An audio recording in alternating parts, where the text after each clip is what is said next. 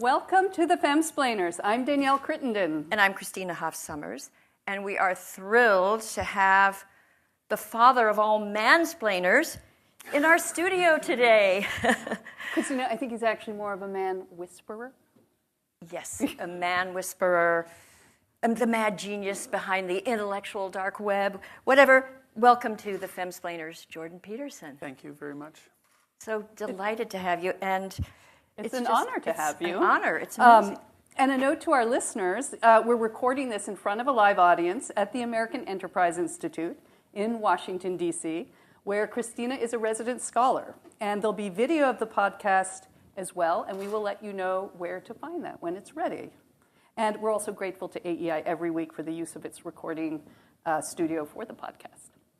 And now for an introduction, though he needs no introduction to the people here, but Jordan Peterson is a professor at the University of Toronto and author of many books and poster of many fantastic lecturers. His most recent book I can't keep track of how many languages it's been translated into, and the sales, just a phenomenally successful book tour. In fact, my first question is really about your tour. You look pretty good for somebody who's visited, 100 cities in the past year? Since January 23rd. I don't know how you do it. And mostly flying. Well, what do you do for fun? Do you ever get to relax? In brief moments. And what do you do? Go on Twitter and get... Oh, God, yes, although I wouldn't qualify that as relaxing. And I try to, forestall that temptation as much as possible. Well, I have the odd bit of time that I can spend with my wife. She does travel with me. Mm-hmm. And so, we try to take some time to walk around the cities that we're in and see what we can. We're usually not at any given place for more than a day or two, and they're usually pretty packed up with, whatever is associated with the lecture, and then with press that the publishers usually arrange. Well, I heard you interviewed in Sweden. You were in Stockholm, and you had a half an hour to visit the city with your wife. Yeah. And you loved it, but it's you very take your breaks where you get them. Well, the thing is that the lecture tour is unbelievably positive.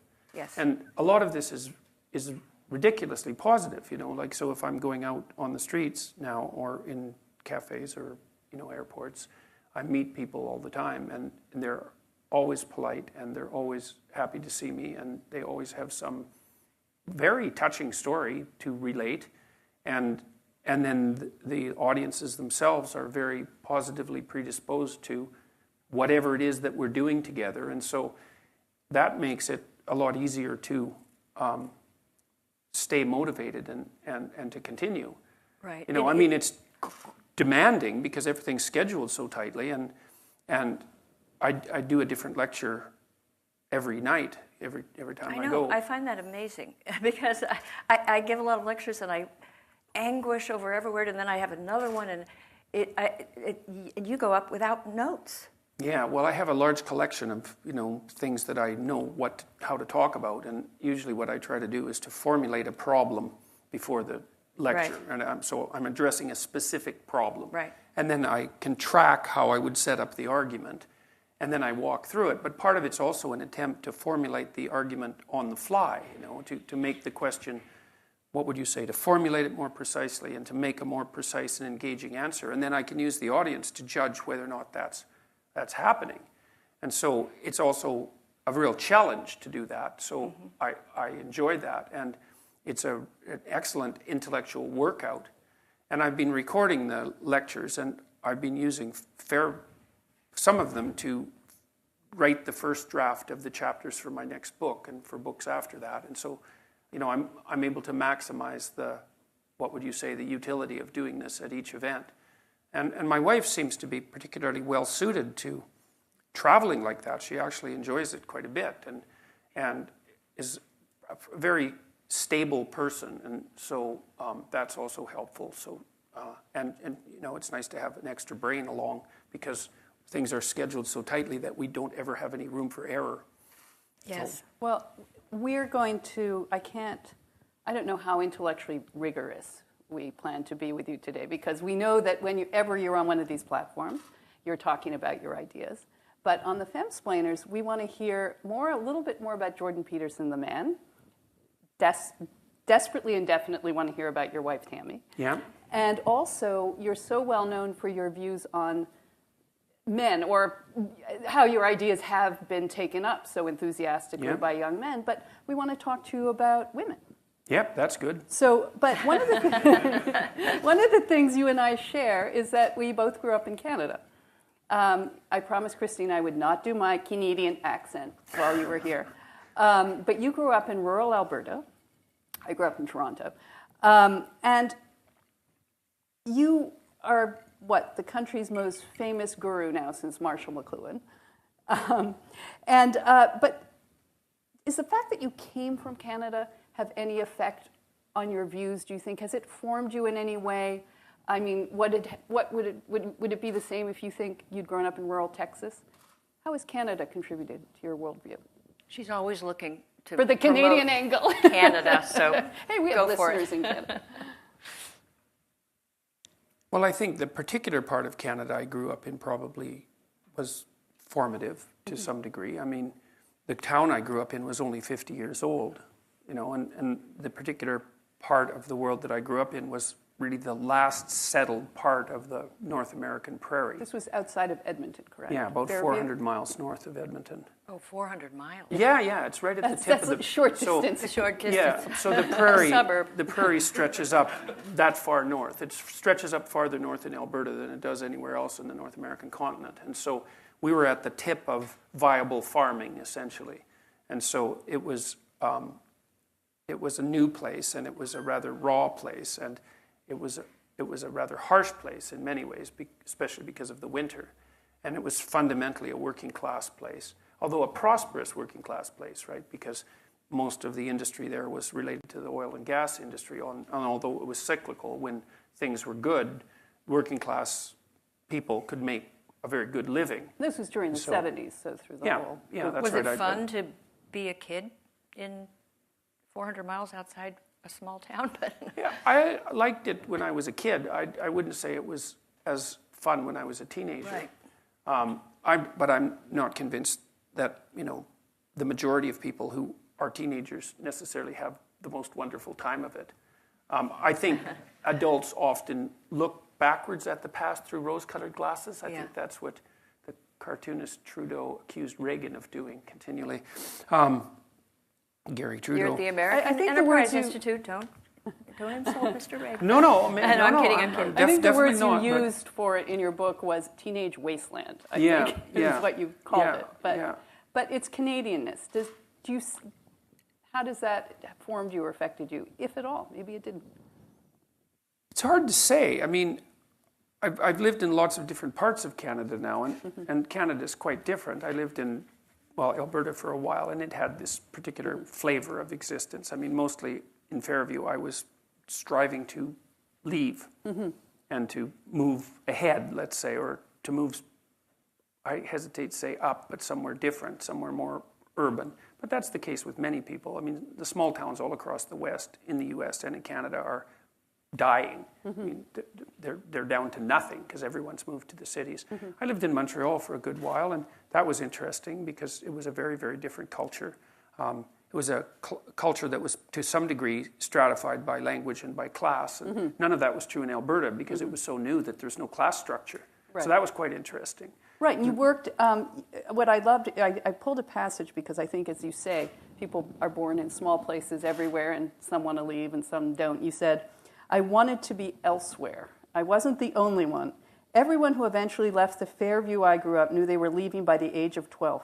I knew, and my wife, who grew up with me on the same street, knew. What was that thing? What would you call that? What's the thing that makes you want to leave and sets you off? Because as you point out, there was no class system. Education was cheap in Canada compared to the United States. Oh yeah, it wasn't cost that was stopping people. You were from a, middle class order? Yeah, you worked my in father was a teacher and my mother was a librarian, although she had trained as a nurse. So, we had a comfortable, I would say, a suburban lifestyle, essentially. Right. A moderate middle-class suburban lifestyle. That's what Fairview looked like. It looked like a suburb that was built mostly in between the 1950s and the 1970s. So The young Jordan and the then young Tammy, and you have to tell us that story, how you met, but wanted more. Well, you know, I think that's one thing that is different to some degree about class.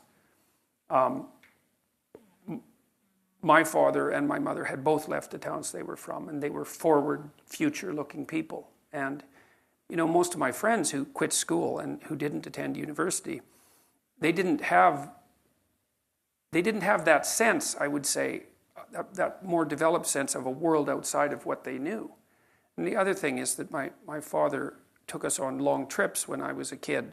He was a teacher, and so he had summer holidays, and we drove all over Western Canada and down into the U.S., long driving trips, thousands of miles. And, you know, that also gave us the sense that the world was a bigger place. But I knew way before I was 12, I believe, that I was off at least to university. And I think generally in your family, if you're liable to go to university, people don't even really talk about it. It's just a given that that's what's going to happen. It's something that you take in with every breath almost.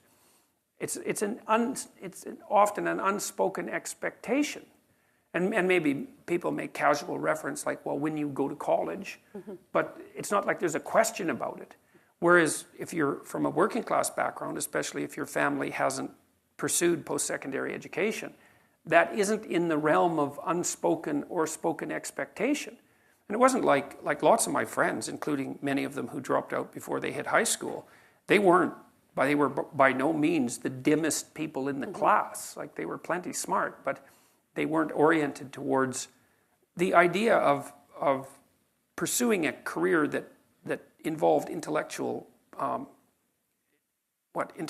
engagement wasn't in their worldview. And, you know, when you hear people on the, let's say, more socialist end of the distribution talk about barriers to education, they often talk about cost. And sometimes cost is a barrier, and it's certainly more of a in the barrier. United States, yeah, and it's more of a barrier, although there's still plenty of Right. community colleges Right. and state colleges where you can Right. get educated for a perfectly reasonable amount of money. But for my friends, it was never a reason that money was never a reason they didn't pursue post-secondary education. It was more like a truncated view of time, I would say. You know, there was more of an emphasis on the here and now.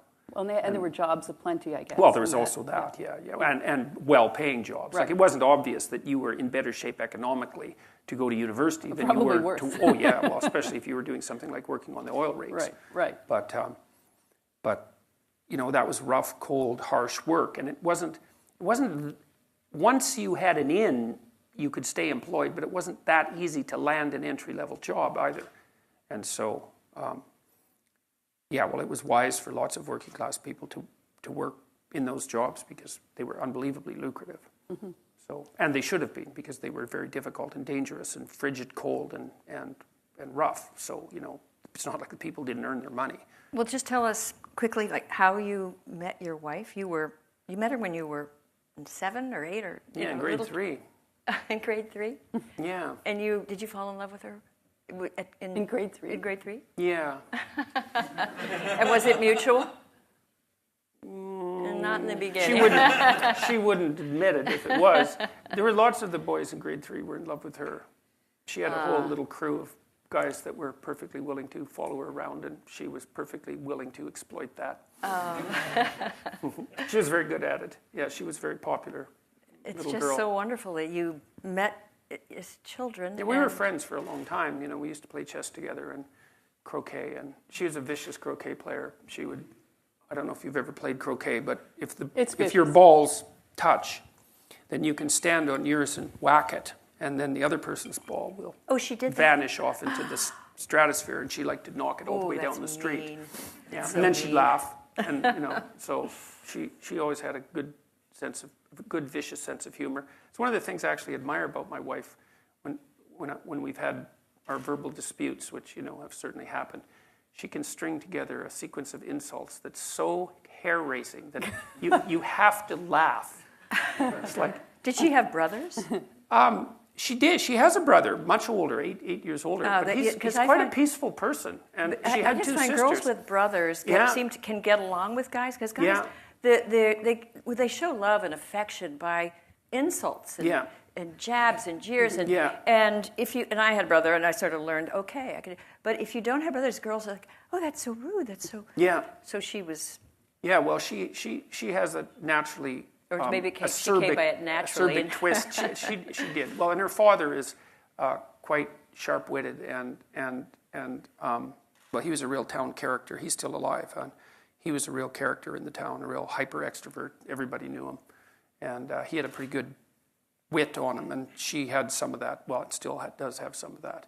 So she was Well, aside from her acerbic humor and her ability to whack balls, and I just don't want to go further on that description. That could have many things that tells us about you. But what else attracted? I mean, you've known her pretty much your whole life. So some of the other qualities that not just attracted you, but enable you to sustain. I mean, I think every young person in this room will want to know, and maybe there isn't one, but what's the secret? What's it like to be with someone that long? How do you sustain that? Well, I think if you're fortunate, some of it's good fortune. And I would say this is true. I've watched people in their relationships, personally for a long time, but also as a professional because I've done a lot of clinical counseling. And I mean, there's some things that need to be a given about the relationship, I would say. It doesn't hurt to find the other person very attractive. Mm-hmm. And that's a mysterious thing. We're not exactly sure what it is that produces, let's say, chemistry between people, although chemistry is definitely part of what produces it. There's subtle things that attract people to one another that are way below the level of consciousness. So, for example, women don't like the odor of men who have Rh blood factors, who, if they had children with, would be likely to produce a stillborn infant. Well, that's definitely a category on Match.com. Like yeah, when you, right. Well, it's so strange though because how do you even know? Well, that's a good question, and you know by odor apparently, and so there's what if also you're wearing cologne. Well, then it would depend on what type of cologne it is. But RH, what was it? Right, smell is a very strange sense, and it's very deeply tied to very profound emotions, including memory, and so. You find people attractive for reasons that you can't always determine. And so that was part of it. I mean, I've always found her very attractive, and that continues. And I liked her combativeness, like I think that you want someone, I think, in a relationship that you can spar with. And it's partly because you have hard problems to solve. And if the person that you're with isn't willing to put forward their opinion, then you only have half the cognitive power that you would otherwise have. And hopefully you find someone who's interestingly different from you, like not so different that you can't communicate, and you have to be careful of that, but interestingly different, and then hopefully they have the ability and the will to express their opinion, and then it's, then your interest stays heightened, and there has to be that tension in a relationship.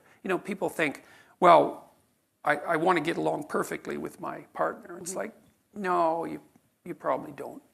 You just get bored, and then you go looking for trouble. And so you want a little bit of trouble in the relationship, and a little bit of mystery, and a little bit of combativeness, and the ability to exchange opinions forthrightly. And I trust her, which is a huge element. I mean, when we finally did decide to get together permanently, we were both in our later 20s. And, one of the things that I had learned by that point and insisted to her about was that we had to tell each other the truth. And she took to that wholeheartedly, and for better and for worse, because truths can be harsh. Does that include, does this outfit make me look like that? Yeah, well, the truthful answer to that is I don't answer questions that are likely to get me in trouble. Yeah, so... I have a son who will answer honestly, and it's infuriating, but then I realized if you want the truth, talk to Tamara. I'll tell you. Well, that's the thing, it's useful to know. The truth is empowering. Truth tellers are charismatic, and actually both my sons are brutally honest, which is disconcerting. Yeah. But I can see that it's made them very formidable, and because of people trust them, and the friendships, and just it gives them a. And you've written a lot about this. Well, if I tell my wife that she looks good in an outfit, she knows that I mean it. Yeah. And so there's some utility in that. And then if you're silent and say, I don't answer questions, that she goes and changes knows it. Well, sometimes she'll say, do you like this? And I'll tell her that I don't. And No, that doesn't that's necessarily useful. make her happy in the moment. Right. But if I do say I like it, she knows that I mean it. And, I actually like her sense of style a lot. So it turns out that 90% of the time it's pretty easy for me to say, look, I think you look great, and mean it. Mm-hmm. And, she's a fairly harsh standard bearer too. Like she's insisted that I stay in whatever reasonable physical shape I happen to be in. That was something that she's very demanding of. And I would say that it's the same from my side. And we've been good at negotiating, mm-hmm. which is, what do you want from a partner fundamentally? What do you want and need? I mean, the first thing is that, well, hopefully, you, like I said, you're blessed with the fact that you find each other attractive. And I think it's very difficult for the relationship to begin or proceed or sustain itself without that. But having that, then what do you want? Well, you want someone that you can trust. You want someone that you can build a view of the future with. And you want someone that you can negotiate with. And that's very hard to negotiate with people because they have to tell you what they think. They have to know what they want or figure it out. They have to tell you what they want. They have to be satisfied when they get what they want, which is also a very difficult thing to manage. And you have to continually update that because your life goes through different stages. And your attraction wanes, as we all know at our stage of life, not fatally necessarily. Speak for yourself.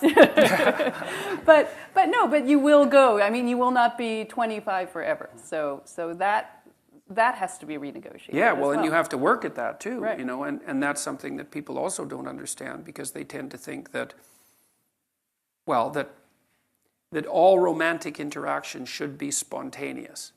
It's like, well, if that's your theory, then you might as well just give up right now if you're going to get married because the only reason you can think that is because you don't have enough responsibility to make romantic entanglement virtually impossible. And what happens when you're married, especially when you have little kids, is that, and you both have a job, let's say, is you're so busy that the probability that you're going to find time for spontaneous mutual interaction decreases to zero.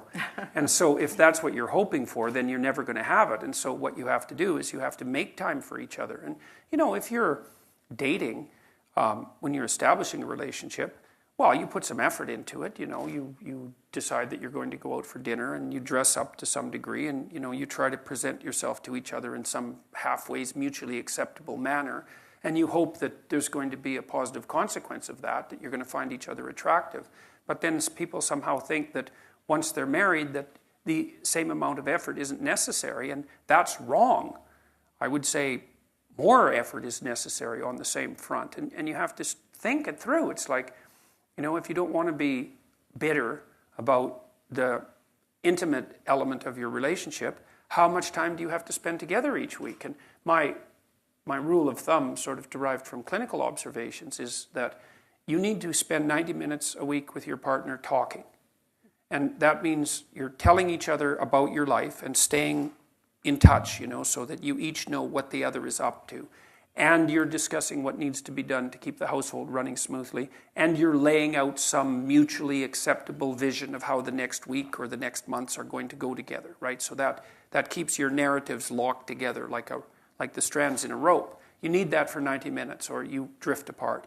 And you need to spend intimate time together at least once a week and probably more like twice.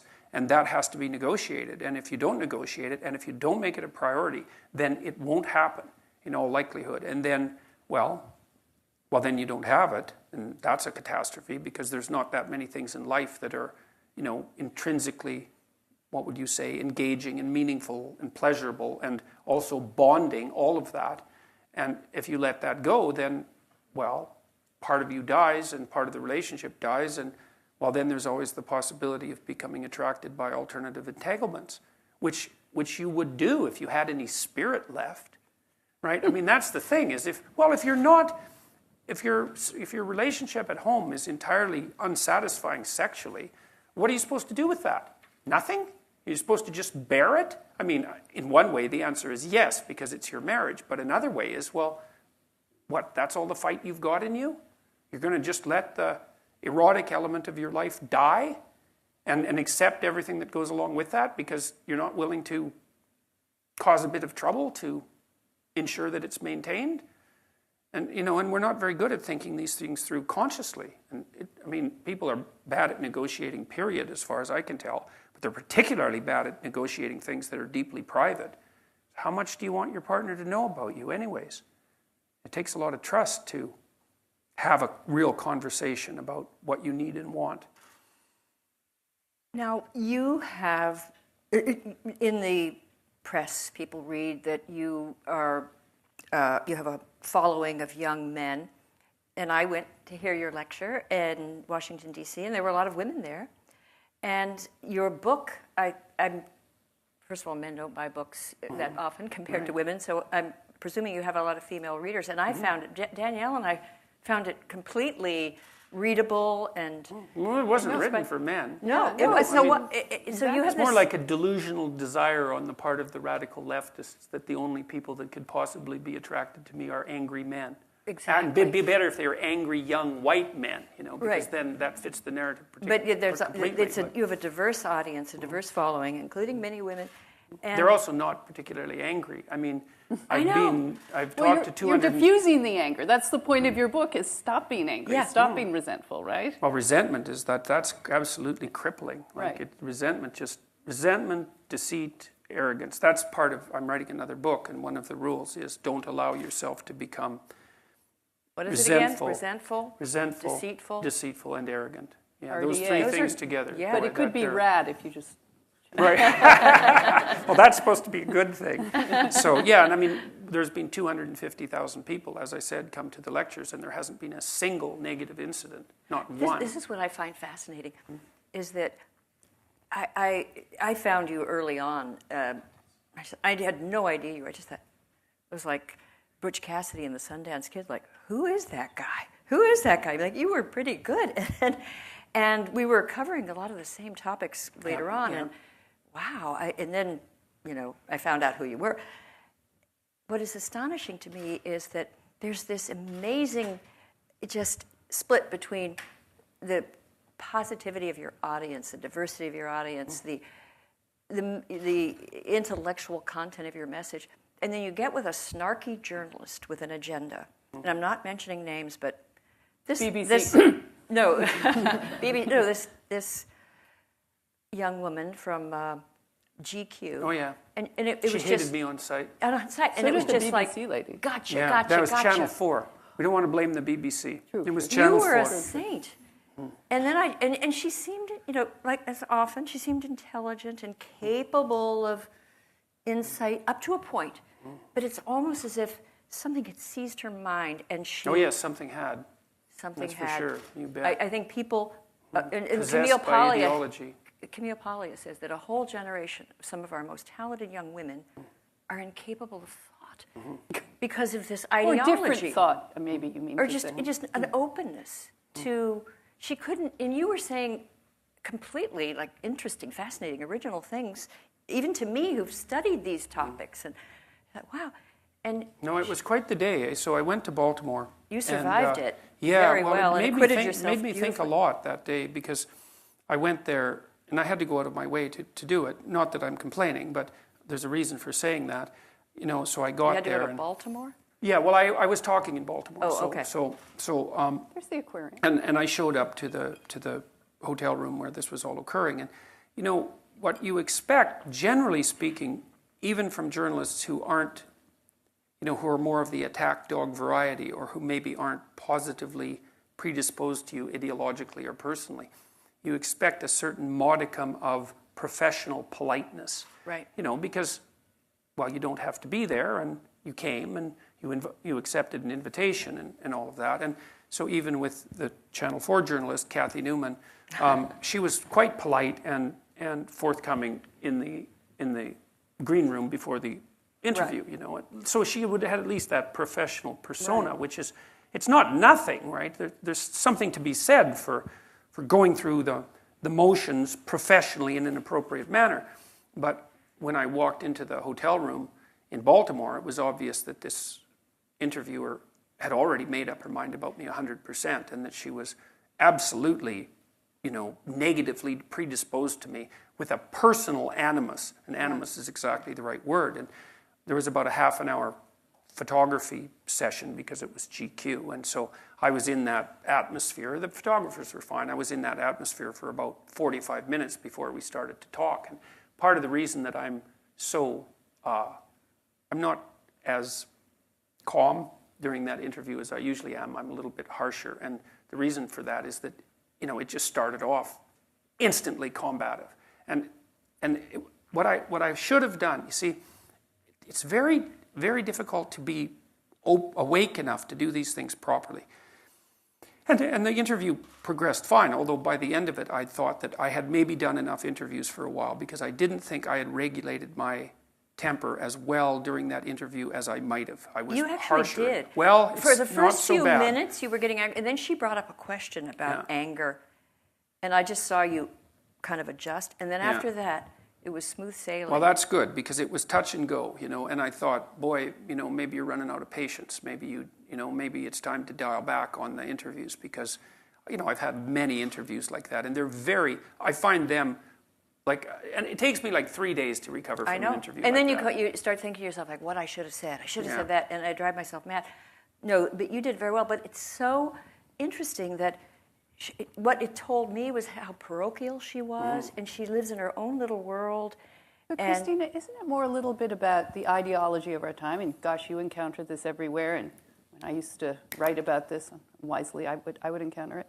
I mean, I think part of the issue is that you will acknowledge that there are differences between the sexes. That seems to be I know, that's a hell of a the sexist heresy. thing to do. No, right? that's a heresy. Because when I was reading your book, there's nothing about it that is anti-female. In fact, you do a lot of examination of the Adam and Eve story, and you have this wonderful passage about Adam being the originally aggrieved man who throws the woman under the bus. He's the original. It's her fault. It's her fault. And God, you too. You made her. It's your fault too. That I'm hiding. It's really funny. So there's nothing in this, and the rules, such as they are, they seem very commonsensical. They could apply to anyone. So is that a fair surmise of why you get so attacked? That just the very fact that you're willing to speak about the sexes as being not unequal, but different but equal. Yeah.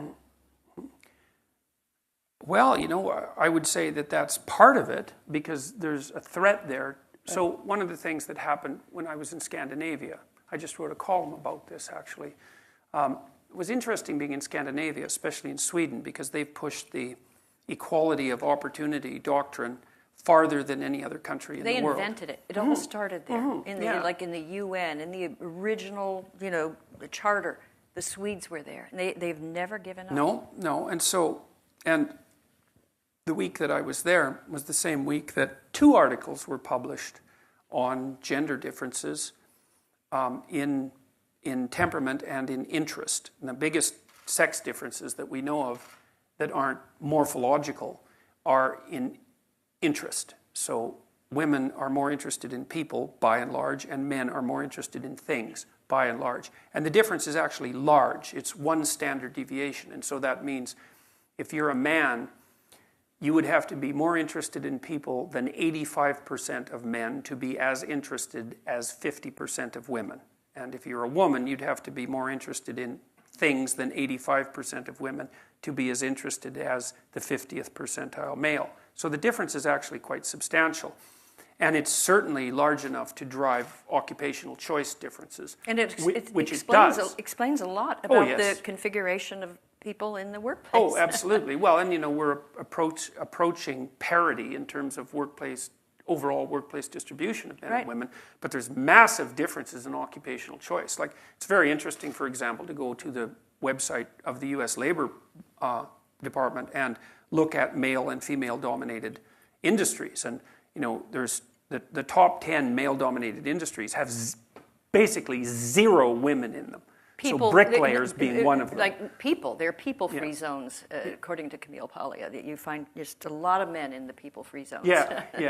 And the women are, you ask a group of women and men, would you rather spend the next 3 weeks taking apart a machine and putting it together, or helping a group of people work out their problems? And the pool of people who want to do the machine, it's just far more men than women. Well, and there's more men in women-dominated industries than there are women in men-dominated industries at the extreme. So that's you mean like that's kind would of that be like nursing? Nursing, yeah. Yeah, So there's way more male nurses than there are female nurses, bricklayers. I've studied these male nurses, and they already, gender activists are upset because they earn more than women. And a professor of nursing at University of Pennsylvania tried to find out why, and she found out they immediately find out what's the best paying field, subfield. So they go into like nurse anesthesiology. It pays a lot more. The men are there in disproportionate number, and they're willing to work insane hours. They're far more willing to move to a higher paying. Same thing Farrell field. found with gender differences is that men are more willing to move. They're more willing to work longer hours. Yeah, they're more willing to work outside. They're more willing to take on dangerous tasks. They're more likely to work in scalable industries. So, like, you can't scale personal care. It's very, very difficult. They're much less likely to work part-time. If they have small businesses, they're much more likely to work full-time in the small business rather than part-time. Yeah. And, I mean, women have their reasons to want to work part-time. And Farrell also pointed out that if you work 10% longer hours, you make 40% more money. A non-linear return on overtime. That's something that's really useful to know, It's in terms of your career beneficial planning. to an employer that have someone. Well, it also marks you out. Like if you have 10 employees and they're all doing a reasonable job, let's say, but one of them is working an extra half an hour a day or 45 minutes a day, and you can observe that every day, then that gives them an edge with regards to potential promotion. And the return on those edges is nonlinear. And so, anyway, so I went to Scandinavia, and it was the same week that 2 studies were released showing what had already been established beyond a shadow of a doubt, that the personality differences between men and women, and the differences in interest as well, actually get bigger as your society gets richer and as it gets more egalitarian. And not just a little bit either. That's the other thing that's so interesting, is you might think, well, the effect is, it's the opposite of what the social constructionists would predict, first of all. So that's the first thing to point out, is it's not only that their hypothesis wasn't supported, it was decidedly refuted. And none of them have come to terms with that. And it's not a small effect. The difference between personality between men and women in Scandinavia is a lot larger than it is in non-egalitarian countries. Like in rural Botswana. But that's also true in the United States. The richer the demographic your household, the more likely the woman is to take time out and be at home with the kids. Right. Because she can afford to do it. She can afford to do it. And she can afford to major in odd, low-paying fields, like, I don't know, feminist dance therapy or something. Well, the other thing you see, too, is that one of the things that's also interesting, I think, is that, there's this idea that marriage is a patriarchal institution, that's primarily put there for the utility of the male. And you think, well, I think that's complete bloody rubbish, and I don't think there's any evidence to support it at all. But I think the best counter-evidence is that, well, if that's the case, then rich people shouldn't be getting married because they don't have to oppress themselves. But the truth of the matter is that the higher your demographic position, the more likely you are to be married. So marriage has fallen apart among, And the more likely the wife is staying home, but not. I mean, she has all sorts of pursuits, but she's not. Well, there's an old saying: any woman who marries for money earns it. Yeah. But now let me this is where you might get in a little trouble. Because in your book you call men order and women chaos. And you say, order, the known, appears symbolically associated with masculinity, and chaos, the eternal feminine, is also the crushing force of sexual selection. Yeah, what's up with that? Yeah, we chaotic. Well, You find us chaotic. It isn't men and women that are order and chaos. It's masculinity and femininity symbolically. And so what's happened fundamentally is that our brains are wired for social cognition. So we're not natural scientists. We're natural sociologists. That might be better, even though I shudder to think that that might be true. Especially given the state of sociology. Yes, well, that's it. Okay, triggering. Or maybe, triggering. Yeah, or maybe we're more naturally people who observe through the lens of fiction, and that what we see is the world as characterized. And the world, obviously, is made out of men and women and children, and those seem to be our fundamental cognitive categories: masculinity, femininity, and then the category of children. And those categories have expanded to take on connotations outside of pure person perception. And so, it's for this reason that if you go to a movie, and maybe it's a Disney animated movie, and I like to talk about those because they draw on a very deep symbolic well, it's perfectly reasonable to see a witch that lives in a swamp, because those go together. Like, it makes sense. The witch doesn't live in a gleaming chrome high-rise. No. She lives in a swamp, because and maybe in a shack. It would be handy for her broom, I think. She could just fly out. Well, the that's door. it. Well, the high-rise would be better for the broom, because right. you could take off. You could take off better. But there are categories of symbolic association that are natural to the way we think, and the fundamental elements of those categories seem to be gendered. And so this is partly why I make reference to Taoism, for example. So for the Taoists, the world is made out of chaos and order. And chaos is the domain that you don't understand and that emerges unpredictably, but also the domain from which new forms emerge, right? Because it's from novelty that the new emerges. And I think the fundamental association between femininity and chaos is the association between what's unexpected and novel and what's new, because new forms emerge from chaos. And it's not that chaos is bad and order is good. That's not. Both have their pathologies. Both have their pathologies. And their virtue. Yeah, yes, and what you're looking for, and this is what the book concentrates on above all, is that you're looking constantly to find the balance between those two. So, for example, formally speaking, the domain of order is that place that you are when what you're doing is producing the results that you want to have produced. So imagine, think about the preconditions for not being anxious. Okay, so the preconditions are that you're constantly making predictions about what's going to happen next.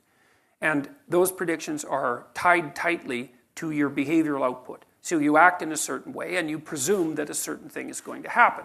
And if your actions produce the results that you desire, then you assume that you know where you are and you know what you're doing, and that your plan is intact, and that the environment is secure, and that keeps your anxiety under control. That's order. And then, maybe you're at a party and you don't know anybody, and you tell a joke and everybody looks at you like what you said was not only not funny, but also downright offensive. And then all of a sudden you've moved from the domain of order into the domain of chaos, because you thought you were somewhere, and you thought you were someone, and you thought you were with people that were of a certain type, and you got all that wrong. And so it You're also suggesting it is going to be the woman who says, I find that really offensive. Well, I'm not suggesting that. But it probably is. Never mind. But women are also more sensitive to negative emotion. Right. So there is some slightly higher probability that might be the case. But then I think women are also associated, at least in men's imaginations, with nature, which is part of the chaotic domain, say, as opposed to culture, because they're sexually selective. So you got to think, what is nature? I mean, we have that as a cognitive category, right? We think of the natural world, we think of nature versus culture. It's a fundamental opposition. What is nature? Well, nature is trees and landscapes and animals and all of that. But that isn't what nature fundamentally is. Nature fundamentally is that which selects from a genetic perspective. That's nature. That's the fundamental definition of nature. And it is the case that human females are sexually selective. And it's a major component of human behavior. So the evolutionary theory, roughly speaking, is that the reason we diverged from chimpanzees 8 million years ago, 7 million years ago, is at least in part because of the differences between sexual selectivity between female humans and female chimpanzees. Female chimpanzees are more likely to have offspring from dominant males, but it's not because of their sexual selectivity. So a female chimpanzee has periods of fertility that are marked by physical by observable physiological changes. Not the case with human females. Human female ovulation is concealed. So that's a very profound biological difference between human females and chimpanzees. And the chimpanzee females will mate with any male, but the dominant males chase the subordinate males away. But human females are sexually selective, and it's not a trivial fact. So you have twice as many female ancestors as male ancestors. You think, well, how can that be? Well, imagine that on average, every single human female has had one child throughout the entire course of history, which is approximately correct, by the way.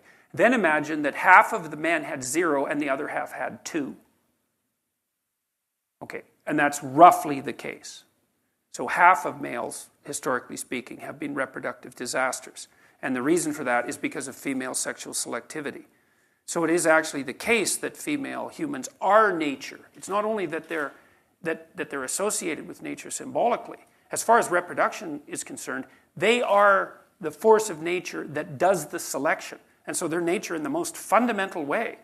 And there is a chaotic element of that, at least in relationship to men, and also in relationship to women, because a lot of the female-on-female competition is competition that's chaotic for the right to be sexually selective, right? Not only with regards to men, which drives a lot of politicking, but also in relationship to each other, because part of what human females do is jockey for position in the female dominance hierarchy for the top position, which is the woman who gets to be most sexually selective.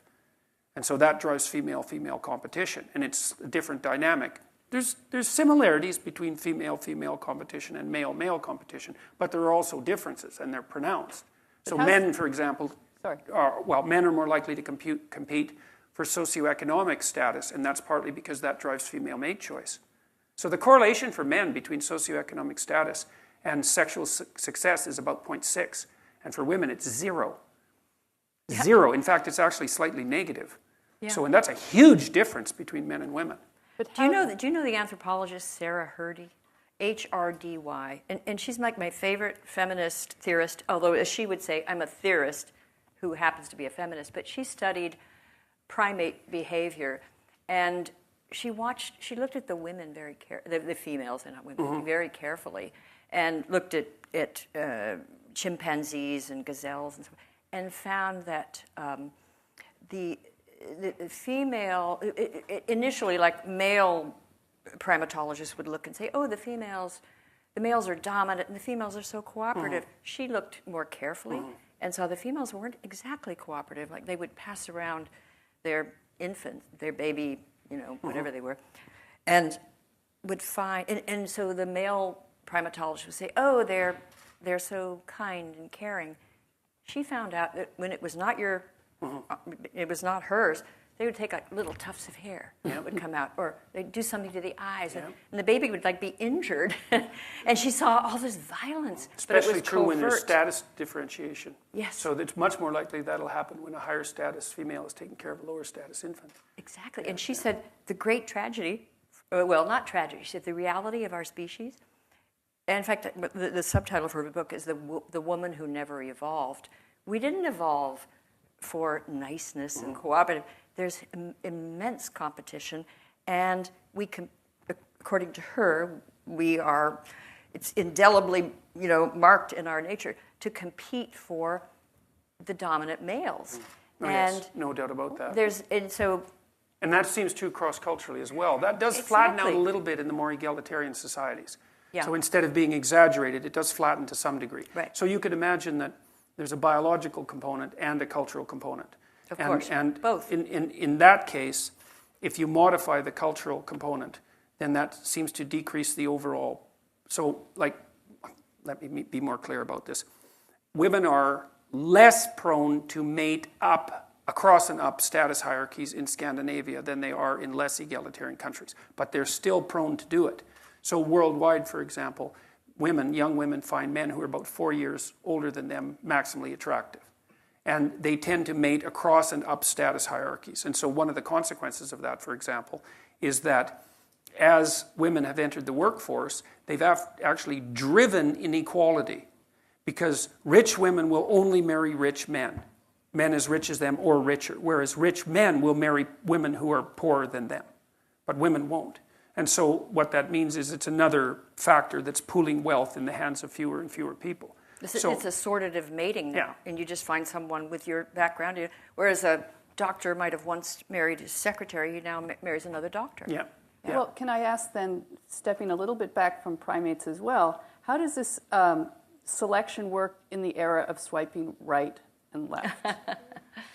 What is your reaction to the way young people date today? No, that's a good. I was really hoping we'd get into that. I was really. Well, you were very into the monkeys, so I didn't want to interrupt it. No. Well, I should close off the Scandinavian discussion just by pointing out, and this is something that the Scandinavians are really going to have to wrestle with, is that if you institute effective policies to promote equality of opportunity, which the Scandinavians have done, you're going to produce some equality, so like a 50-50 distribution of men and women in the workplace, but you're also going to exacerbate certain kinds of inequality, and you can't get out of that. So you cannot have equality of opportunity and equality of outcome together.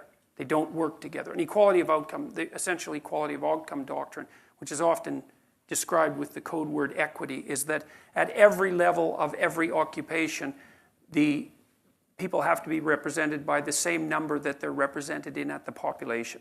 So if it's not 50-50 men and women in each occupation and in each strata at each occupation, then that's sort of prima facie evidence for discrimination and for systemic discrimination. It's like, nope, sorry, you have to factor in choice, and choice actually turns out to be a very important determinant. And as the society gets flatter and flatter, choice becomes a more and more important determinant.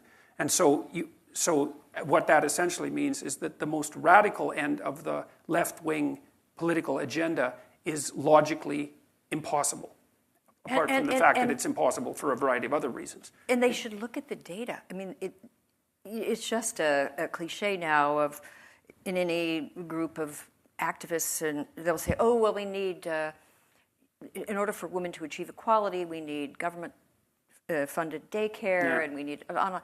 They have it in Sweden. Yeah. Sweden has fewer women in managerial levels.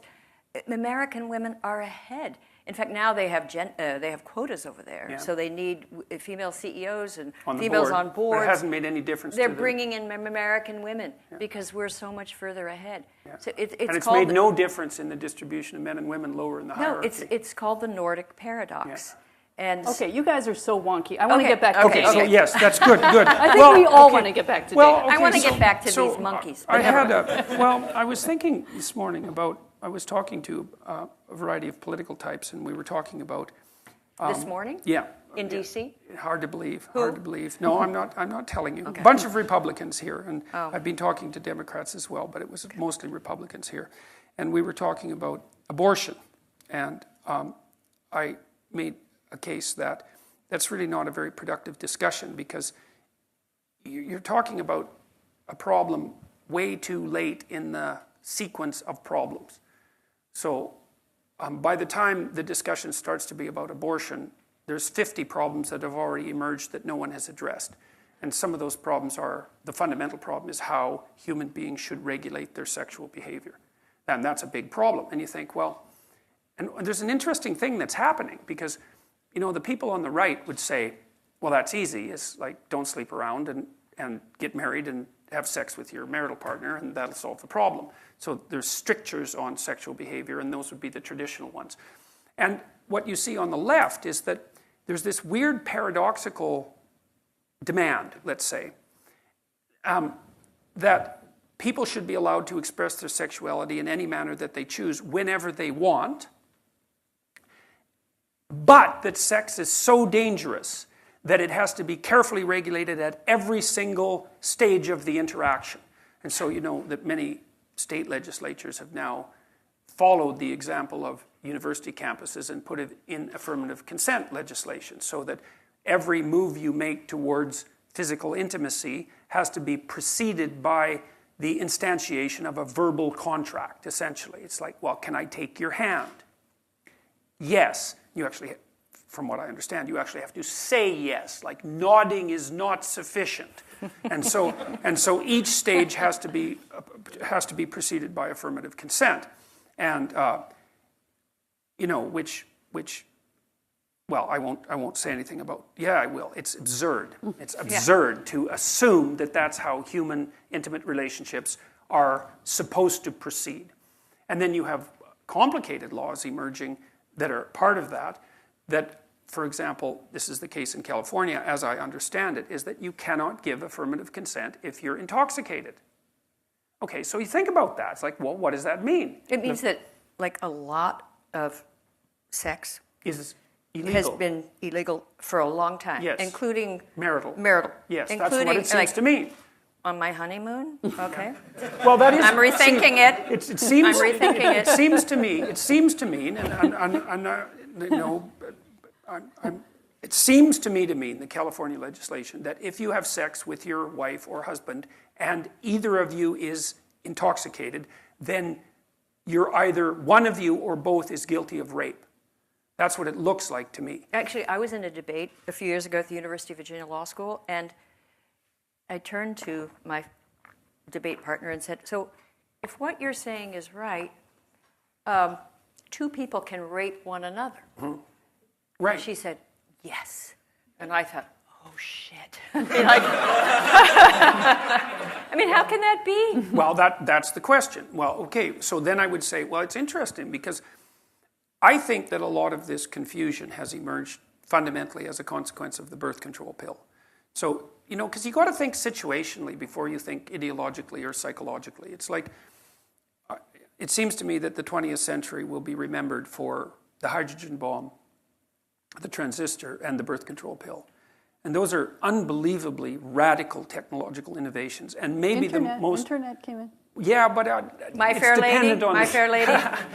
Just saying. It's dependent on the transistor, because it spawned all of that. So that's the big technological innovation that spawned all that. And of the three, I would say the birth control pill is probably the bigger hydrogen bomb. So, and because it changed the fundamental biological nature of women and men. And because it gave women, for the first time in biological history, the option of choosing their reproductive status. Yeah. And that's we like that. That's well, yes and no. Like, yes, we like it. But it's not something that's come without a tremendous... It's come with tremendous complexity. Tiger? A fellow Canadian. Have you been reading Lionel Tiger? No, I haven't. I think you'll find him interesting because he writes about that. Well, and I'm not making a case for the abolition of the birth control pill by any stretch of the imagination, but I'm pointing at its complexity. And so, because one of the questions is, well, once you can regulate your reproductive function, what attitude should you have towards sex? And one answer might be, the more of it under the more varied circumstances, the better, because why not? And I would say that was actually part of the attitude that emerged in the aftermath of the birth control pill in the 1960s, right? And it was a reasonable response in some sense because it's such a cataclysmic change that you don't know what it implies. Well, what's the consequence of that? Well, first of all, people aren't reliable enough to use birth control in an entirely reliable manner. So even though it can work at near 100% efficiency, you have to take it extraordinarily regularly and in a disciplined manner for that to work. And so there was still the problem of unwanted pregnancy, let's say. And then there was the problem of the proliferation of sexual epidemics, and that culminated in AIDS, which could have easily wiped all of us out, but didn't. But there's other sexual epidemics that could have had the same effect, but we've been fortunate enough to escape them. And then more recently, there's been this weird inversion, especially on the radical left, that points to the reemergence of something like a set of sexual taboos. Like I think the idea that sex is casual and that it's a form of entertainment I think it's an absolutely preposterous idea. I think that it's psychologically shallow beyond belief to hold that as a core proposition, because it forces you to, first of all, if it's repetitive sex with multiple partners, it forces you to treat people as if they're interchangeable, and I don't see how that's good for you psychologically or for the people that you're using interchangeably. It implies that you can divorce sexuality from play, from the desire for a relationship, from emotional fragility, from love, from family, from responsibility, all of those things that are part and parcel of everyone, and I don't think you can, and I don't think people's experience indicates that you can, and especially on the emotional front. And I think that's partly what's driving. And there's also a residual sense that there's something about sex that's fundamentally dangerous, and maybe it's dangerous emotionally and personally, and maybe it's dangerous socially and psychologically, which it most certainly is, because it's a powerful force. And the way the left is reacting to that is by insisting that all forms of sexual behavior are valid and that it's reasonable to manifest all of them, but that it's simultaneously so dangerous that absolutely every aspect of it has to be state-regulated and in an increasingly draconian form. And so I think what needs to happen is that the left and the right have to get together and have a real discussion about what constitutes valid sexual morality. And that's the conversation you have to have way before you worry about solving the abortion debate, which is very divisive and very intractable. Well, one of the things we talked about actually just last week on the podcast is this cover story in The Atlantic about the sexual recession amongst young people, that despite the advent of the birth control pill, abortion is going down. But there's there's less sex. There's Everything less is going down. fewer hookups. And have you can't help looked into that? Do you worry have an about that. opinion on that? Well, if you raise the cost of something, you decrease its prevalence. And I think that it seems to be, Dangerous now to hook up. Well, you don't know what'll happen. I kind of think that it's also a reflection of the same thing that Bloomberg reported on just a few days ago. They said that across businesses, men are thinking, I'm not spending any time with a single woman that isn't, associated with me in some formal manner, like my wife. I'm not going to do it. I'm not going to mentor young women. I'm not going to be in a room alone with them. Because I could face career annihilation. Absolutely, and instantly. They're frightened of young women now. But as Kate Julian said, that's part of it. But we can over-exaggerate the part. I mean, anxiety and depression is going up amongst both young men and young women. Suicide is going up. It's not just a, most people I think are not. We're talking about an elite demographic who is into the consent and political correctness and workplace. This is across the board, and it's global. It's happening even in Sweden. It's really happening in Japan. Yeah, and Japan, exactly. So weird things are happening. And that speaks to, and especially in Japan, they have people, especially young men, have given up on intimacy, and that having sex is actually. But have too they much given trouble. up on the sex robots? Right. No. Well, right. Well, The that's Hello the Kitty question. robots. Well, and there's pornography. Yeah, There's lots of pornography. Like basically zero risk But even sexual when behavior. you allow for pornography, that men and women will sort of separate that from their actual sex life. But anyway, we're seeing a whole, I guess, collapse of intimacy, let alone sex. And I don't think that's just explained by the political nature. So I'd be interested in your thoughts. Yeah, well, I don't know the literature on the decline in sexual activity well enough to know if it's valid or reliable. But I think that in a stable society, you take lots of things for granted. You take the fact that men and women are going to be sexually attracted to one another for granted. And even though it's more fragile than it appears, it's suppressed more easily than you might think. And you take the idea that men and women are going to move together towards the establishment of long-term intimate relationships for granted. But that's partly because you don't understand what invisible preconditions exist to make that self-evident. And when those invisible preconditions are disrupted by rapid technological or sociological change, then things shift underneath you and you don't know why. A lot of it is traced to the advent of the smartphone, especially in the Generation Z. That Kate was explaining this to us, that you could see it was broadband internet and the smartphone that led to this, increasing fall off of relationships. Mm, well, maybe the abstract is more interesting than the Right, proximal. and You see that Kate, when you're having dinner I with just people. I want to know the truth. Have you ever been with somebody you loved and found fascinating and all that, but you really wanted to get back to your smartphone? Has that ever happened? Yeah, well, it happens all the time. It happens to me. Yeah, She'll Christina, never admit it. No, Yeah. it happens during our podcast. to tell you to put your phone down. No, I'm researching things for the purpose of the podcast. They're very addictive. Yeah, they're very addictive. And you know, I read the other day that they're very alluring. They are. We're kind of going together. The preferred method of interpersonal communication between young people now is texting rather than face-to-face communication. Right, and the swiping that apes don't. Well, that's a very interesting topic too. Like the Tinder phenomenon. That's because that's also a major technological revolution, because what it's done, I would say, for the first time, is reduce the cost of rejection to males to zero, because it hides it. The only people you ever hear from are people who haven't rejected you. Although but there was one man who had to make 300. He actually tallied it. Yeah. He had to make 300 requests of swiping right or whatever for to one reply. So I think he had the sense of rejection. Sure, but it's massively attenuated. Yeah. And it's not observed. Yeah, you're not being humiliated. Not at all. Right. Not at all. It's really at arm's length, and you know you can swipe very, very rapidly, and so you can get all that rejection over with in a very short period of time. Right. It's like losing a video game or something. Less. Because worse. Not nearly as bad. Yeah.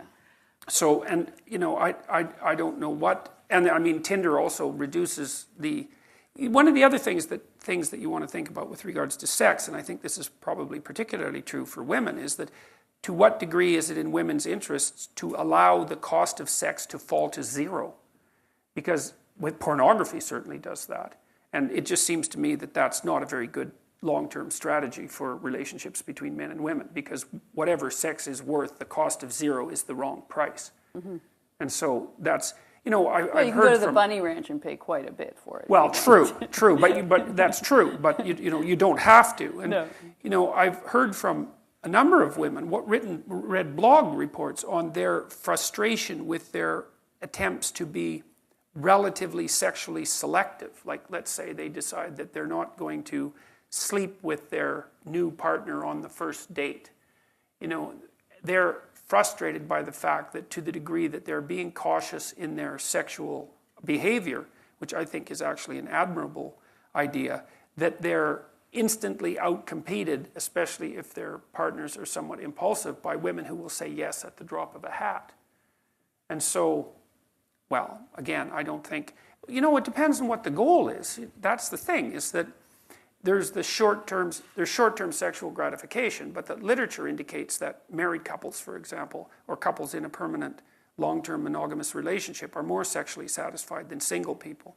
And maybe the single people have to be parsed out into those who are sexually successful and those who aren't. But I suspect that wouldn't make that much difference. But whatever. There's the utility of relatively immediate sexual gratification, for whatever that's worth, and the adventurousness that goes along with that, let's say, the hunt and the excitement of having a new partner and all of that, and maybe even the danger that's associated with that, because people like to have a little bit of danger in their life. But what's the goal? It's like, what do people want? And I mean, there's a great book called A Billion Wicked Thoughts that was written by Google engineers. And so it contains great psychology, because Google engineers don't care about political correctness, and they just write down what they find, and they don't even notice that it's politically incorrect, hence James Damore, for example. And what they found was that women use pornography just as much as men, but the pornography that women use is verbal. It's not imagistic. And that the pornographic novels, essentially, follow the same extraordinarily standard plot line, to the degree that publishing houses like Harlequin, which I was going to say it's the bodice rippers, the that's romance right. novels. Yeah, right. So in the Harlequin series, you have the ones that were published like in the 1970s that are they're tame. There's a small they're pretty hot, actually. Well, there's a variety. They range from completely tame to essentially to hardcore pornography. But the plots are quite similar, and the plot is young, relatively innocent woman finds powerful, interesting, dangerous male, tames him, and then they live happily ever after. Love. Yeah, yes. yeah, and it's the Beauty and the Beast plot, which is a fundamental. Wasn't the biggest search for women on Pornhub we discovered? We did an episode on porn. Was for women it was rape? Wasn't that like the? No, lesbianism. Or at least that was your porn. Yeah, that was your That's search. not me. Oh, okay. I don't know. You know what my porn is? Going to the Williams-Sonoma store. I know. It is. It is female porn. All those pots. Oh, the pots and pans. No, but but Bill Calm down, Maher, calm the down. philosopher Bill Maher, Yeah. once said that men and women should never tell one another their fantasies because women are outraged by what we say and we're totally bored by what they say. And I thought, like, women have kind of these scenarios and, I don't know, unicorns. I don't know what they're doing. Storylines. And men, it's just like, I don't want to say this to you, but it is a lot of just close-ups of female body parts. Yeah, well, men are much more visually oriented and sexually. But now they're being shamed. I mean, now it's called the male gaze. And so there's all of this like, oh my God, the Sports Illustrated is exploiting the female figure. I think, yeah, I mean, men like it. And I'm worried that now, sort of the way in the past sexual gays were shamed, we're now reversing it and shaming like heterosexual. Yes, that's definitely definitely happening. Remember, we had the young woman who complained about being whistled at, and I said, "Don't worry, it stops." Yeah. Do we have a little bit of time for a couple more topics with you? Because one of the things that is coming out of this younger generation, and you have a chapter of it in your book, which I don't. Sorry, I wanted to finish the line that we were pursuing. Oh, sorry. I should do that. Sorry. Well, with sexual behavior, the question is, what's the end game? And this is what people have to ask themselves. Is like one of the corollaries to the female pornographic romance is actually the establishment of a long-term relationship. And the question is, it's so funny because I got pilloried in the New York Times for talking about enforced monogamy. It's quite interesting, because I talked that gets brought up like in every snarky interview. Ridiculous. It was so ridiculous. I talked to that woman for two days. I know, and it's just like a little side comment, and then that became like the Can you just center, the explain, showcase. like enforced monogamy? You mean forced marriage, or No, I mean that it was an anthropological term which she knew perfectly well because she's a very smart person, and all it means is that there's a pronounced proclivity in human societies around the world to enforce monogamous relationships at multiple levels of the sociological hierarchy. You do it culturally, you do it in expectation, you do it legally. And enforced monogamy, so my son was just married, and if he came to me next year and he said, hey, Dad, guess what? I've managed to have 4 affairs in the last year with hot women, and my wife hasn't found out about any of them. I'm not going to pat him on the back and say, good job, kid. I'm going to say, what the hell's up with you? You violated the vow that you took. You're putting your whole future at risk. You're betraying yourself and your wife. And well, that's enforced monogamy. The idea is that the social norm is the establishment of a long-term monogamous relationship, and that there are strictures put in place to support that, but also to punish deviation from it.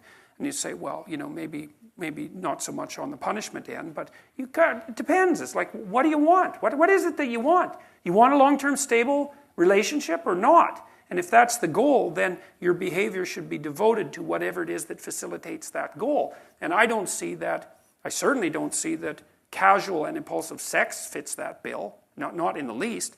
And all of the evidence with regards to living together shows that that's actually detrimental to the establishment of a long-term relationship. So, first of all, common law marriage, people who are in a common law marriage are much more likely to be divorced. So that's the first thing. The second thing is, people who live together before they get married are much more likely to be divorced after they get married. So the idea that, well, you can try someone on for size and see how it works, and then you're going to see if you're compatible. It's like, that's one story. Another story is, well, how about you and I live together for a little while, and, if you're not so bad, but maybe I can find someone better, and if I do, in the next year and a half or so, because we're not hooked together in any formal way, I can just trade you in. It's okay, you can do the same to me. But I don't really see that as the sort of complementary mutual interaction that leads to the formulation of long-term trust. And I think it's a better story for interpreting what constitutes living together than, well, we're going to try each other out because that's what mature people would do. It's a lease or a rental. Yeah, well, that's right. Never wash the rental cars, Reagan used to say. Yeah, well, that's it. But most importantly, the data indicate that it doesn't work. Is that you're more likely to get divorced, not less likely. Because maybe the right attitude is, well, you're probably about as flawed as me, and we're lucky that we found each other, and so let's see if we can make a commitment because we're engaging in something that's very risky, an intimate relationship, and we're going to commit to each other and see if we can build something of value across time. And there's a definite risk in that, but there's a compliment to your partner. It's like, well, I think you're worth making a sacrifice for. And what's the sacrifice? Well, it's everyone else. It's a big sacrifice. And if you don't see that as a compliment, then I don't think you're thinking, because not only is it a compliment, it's sort of like the ultimate compliment. And maybe you don't get to have a marriage that works without that compliment. Maybe it's so difficult to establish a long-term relationship that's functional that you have to make a walloping sacrifice very early on in the relationship in order for that to even be a possibility. And, maybe not, because what the hell do we know about what binds people together? But it's not that easy to stay with someone for a long period of time. It's a real commitment. It takes a tremendous amount of effort. So, anyways. Yeah, but that actually, you're bringing us back to the beginning and your time with Tammy. And one of the things about, I think, I'm going to guess this is a bit of an overlooked part in your chapter in your book, but it was like one of my favorites. It was your book on modern parenting. Oh, yes. And that was That's the one I thought I would get in most trouble for. I know, but it reminds my critics don't read that far into the book, though. Well, my mother, when I had my first child, gave me a 1950s copy of Dr. Spock, and he was considered so controversial, and yet he was just like the most sensible person, knew children very, very well, was a pediatrician. And your rule for parenting is, do not let your children do anything that makes you dislike them.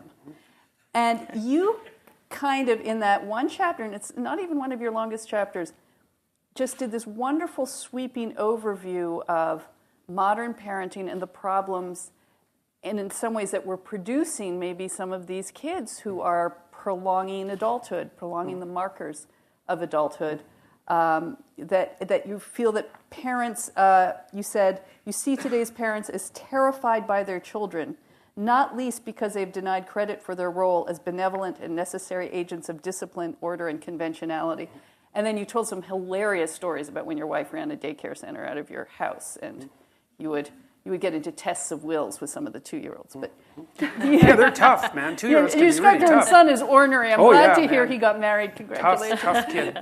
Yeah, he still doesn't want to do anything he doesn't want to do. Yeah. He's very charming and very emotionally stable. So it's like he's easy to get along with, but trying to get him to do something he doesn't want to do, it's like he had my wife defeated when he was 9 months old.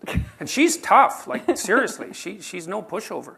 But he would just sit there with his mouth closed and glare at her. It's like, I'm not eating that, and I can take more than you can dish out. It was really something to see, to see that kind of force of will in someone that small. Well, talk a little bit about that and just the modern roles between men and women. I mean, we're less... you're not really supposed to distinguish between fathers and mothers, even though that seems to inevitably happen in most. Well, it happens in large part because the children differentiate between them. Like parents are under the delusion that most of what you do with your children is driven by what you want to do with your children, when in fact it's driven to a massive degree by what your children want you to do with them. And so there were studies done 30 years ago on feminist parents who decided that they were going to raise their children in non-gender differentiated manners. And when they were studied, they found that the parents who had that explicit philosophy were just as gender differentiated with their children as the parents who didn't have the philosophy. And the reason for that is that if you're a parent that has any sense at all, you don't respond to your children as a rigid ideologue. You respond to them as whatever it is the child manifests him or herself as. Like, with any individualized relationship, you take your cue from the person. And you might think, well, a child has no intrinsic nature. But, if you think that, you either don't have children, or you've never seen a child, or you're so blinded by your ideology that you don't have a child. You just have a blank projection screen onto which you project your presuppositions. And then heaven help your child. So a lot of the gender differentiation is actually driven by the children's demands, and that's all for the good. That chapter, I thought I would get into tremendous trouble for writing that chapter because it's contentious right on the surface, just the rule, because the rule first implies that children can be dislikable. And then I would say again, it's like, have you met children? Yeah, exactly. Were you ever a child? Were there children you didn't like? Well, obviously, and so lots of children are dislikable, but it's taboo to admit that because they're all sweetness and light and innocence ever since Rousseau. But, Rousseau put all 5 of his children in an orphanage where they all died. So maybe we won't talk too much about Rousseau. And then the next taboo is, that parents can dislike their children. Right. But if you're a clinician and you don't think that parents can dislike their children, then well, then you're not a clinician, because one of the things you constantly see is that pathology within families is an incredibly common source of psychological destabilization, right? And it's terrible tension between parents and their children and between siblings. What I suggest in the book, which I think is radical by today's standards, is that your fundamental job as a parent is to ensure that by the time your child is 4 years old, that they are maximally desirable to other children and to adults. Because what happens is that after the age of 4, you aren't the primary agent of socialization. The social world becomes the primary agent of socialization. And if your child is the sort of child that's invited to play by other children, because your child is capable of forestalling gratification and taking turns and playing someone else's game when it's necessary, and abiding by the rules and not having a temper tantrum when they lose and not getting too, high on their horse when they win, then many children will invite them. Sorry, I was No doing problem. football signals. We have all these signals. I don't know what you mean. Just say it. What do you want me to do? No, I know we have signals. we have our limited time, and so I just wanted to. I was actually saying. Any more questions? But this is great. I Well, was so- selfish of me because I really wanted to hear you talk about Well, parenting. I know. I just want to let him just. I'll take 15 seconds to wrap that up and then Yes, stop. please. Well, so look, you get married when you have your children, and you're flawed and your partner's flawed, and hopefully you're flawed in different ways. And so you put the two of you together and you make one approximately normal person. And then, hopefully. And then your child has to interact with that dyad that is a reasonable representative of social norms. And if your child disappoints you with their behavior, the probability that they will disappoint other people is very high. And so you have an ethical obligation to ensure that your child is behaving in a manner that makes them optimally desirable to their playmates and also to other adults. Because then the kids invite them to play and they get to be socialized. Right? They have friends, for God's sake. It's like, what do you want for your kids? How about some friends? Wouldn't that be nice? And maybe what you'd like is that they regulate their behavior well enough so that when you take them places, restaurants, to see your friends, to see your relatives, they behave in a manner that's sufficiently civilized so their intrinsic charm wins over the adults, and everywhere they go, people are smiling and welcoming instead of wishing with fake smiles that the damn brat would leave along with their foolish parents, which is that's not a good environment to have your child constantly exposed to. No friends because they're too selfish and immature, and irritating to adults so that they're barely tolerated under the mask of false smiles. It's like you have an ethical obligation to regulate your child's behavior so that they're optimally acceptable socially. And that is not how people look at children in the modern world. They think, well, you're raising their self-esteem or you're enhancing their creativity, or you don't want to put constraints on their behavior because you're going to interfere with the flowering of their intrinsic self. And it's all Rousseauian nonsense. And there's no evidence to support it. And he's no expert. Oh my God, he was That's the right. worst Yeah. father in Yeah, he was- history. yeah. Such a corrupt. And he had these babies with this poor scullery maid and left them all in actually a place where they would just languish and die. Yeah, right. 5 of them. Rousseau. Yeah, I know. Yeah, exactly. Oh, Man is intrinsically good. Yeah. Well, except for Jean-Jacques Rousseau. But I just remember a few weeks ago I was reading about you, and somehow I got onto somebody's Twitter feed whom I will not mention because, oh my God, but anyway, a difficult person. And she was attacking you and had a selection from your book where you had called 2-year-olds little monsters. And so suddenly all of these distraught Twitter followers of this feminist were saying, he called them monsters. Little monsters. Yeah, little monsters. Yeah. And then occasionally there'd be a parent who would say, 2-year-olds kind of are monsters, and then there'd be, and they kind of are. And they had taken this out of context and shown it like something to deplore, and it was so amusing to me, this little game. Hopefully they'll soon be cursed with some 2-year-olds. Well, they're going to get their own little monsters. Spoken as people who have my never son had was, children. I won't say which one, was 2 years old and had he was a good boy, but he had an insane meltdown in a supermarket. I was with my mother.